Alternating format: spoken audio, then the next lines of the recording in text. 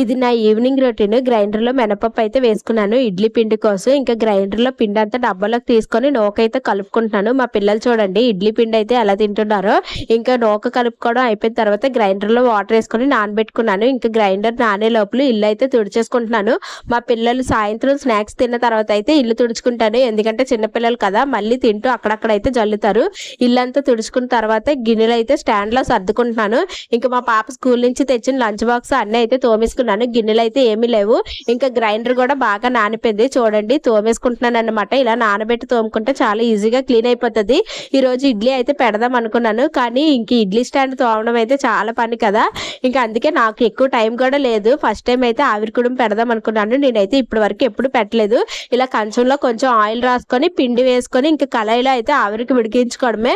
ఇంకా దీనివల్ల అయితే మనకి చాలా టైం అయితే సేవ్ అవుతుంది. ఒక 10 మినిట్స్లో అయితే ఉడికిపోయింది అన్నమాట. ఇది కట్ చేస్తుంటే కేక్ కట్ చేసినట్టు అయితే నాకు అనిపించింది. చాలా బాగా వచ్చింది. నా వీడియో నచ్చితే లైక్ చేసి ఛానల్ని సబ్స్క్రైబ్ చేసుకోండి.